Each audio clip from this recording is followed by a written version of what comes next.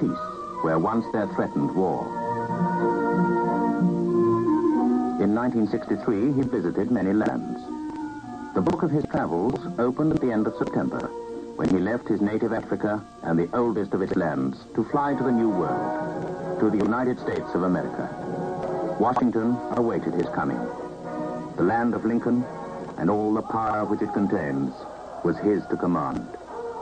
Ever since the days of his dignified resistance to the fascist powers, his name has been a legend. And now preparations were made to honor him. President and Mrs. Kennedy were at the station as the train arrived.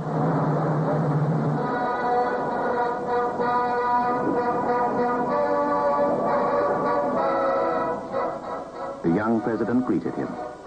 The man who, in his early 40s, had been called to lead the most powerful nation on earth, paid tribute to the emperor who had set an example to the world by his courage in the face of adversity and his single-minded determination to rebuild his land and set it on the road to progress once more.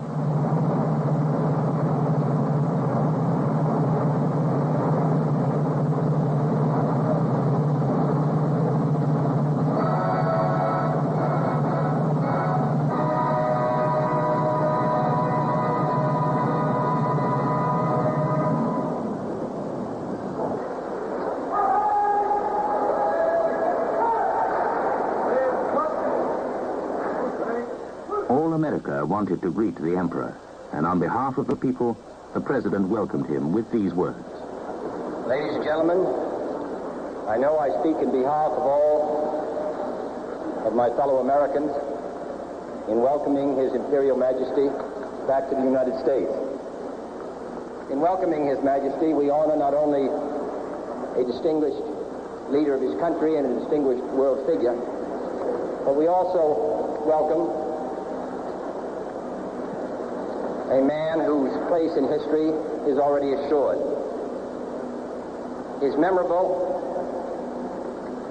and distinctive appearance before the League of Nations in the mid-30s, which so stirred the conscience of the world, that appearance was supported prior to that by action and has been supported in its high hopes by the consistent support which His Imperial Majesty has given to those efforts since the end of the Second War to associate three nations together in common enterprises. The support to the effort in Korea, the support of the most recent effort in the Congo, the strong support he has given to the United Nations, and perhaps most celebrated of all, his leadership in building a community of free and independent states in Africa. Since His Majesty visited the United States nearly a decade ago, we have seen one of the most extraordinary revolutions in history. And that has been the appearance on the world scene of 29 independent countries in the short space of less than 10 years, including over 150 million people. The conference recently held in His Majesty's capital served, I think, to bring together in a great cooperative movement the people of most of these countries. And the success of that conference was due in no small part to the leadership of our distinguished guest. Therefore, for what he has done in his own country, his efforts to move his country forward and provide a better life for its people, and his efforts throughout the world, which stretch back over 30 or 40 years, for all of this, Your Majesty, we take the greatest pride in welcoming you here.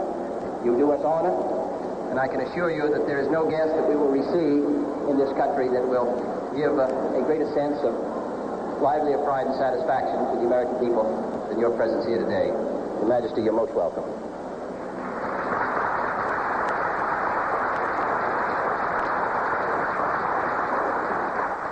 The Emperor replied.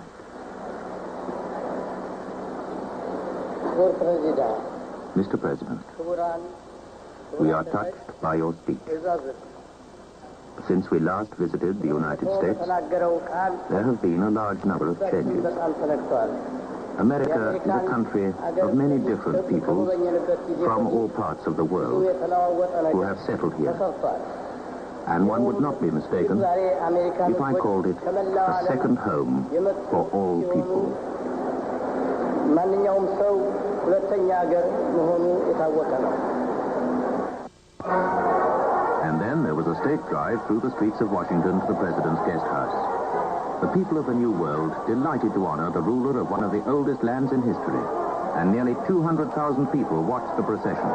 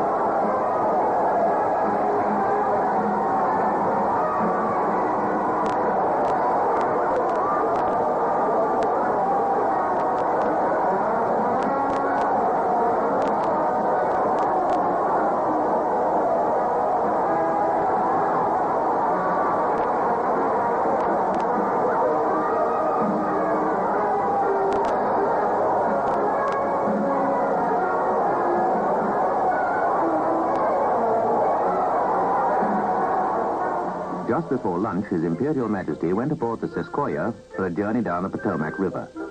He was accompanied by Attorney General Robert Kennedy and the Chief Justice of the United States, Earl Warren.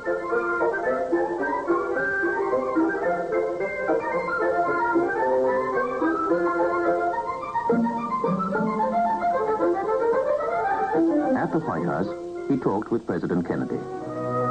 Nobody could have believed then that this man, called to lead his nation in troublous times, would in a few short weeks be dead.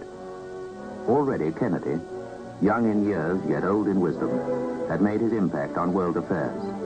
His love of peace was the Emperor's own, yet death was to claim him before his work was done.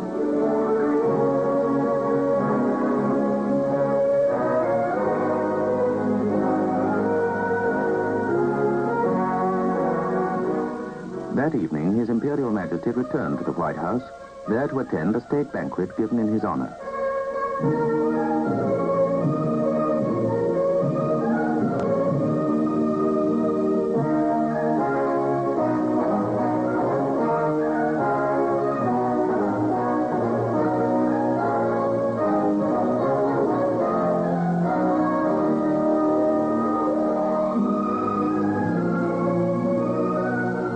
His host was the President, and it was an occasion of pageantry and splendor.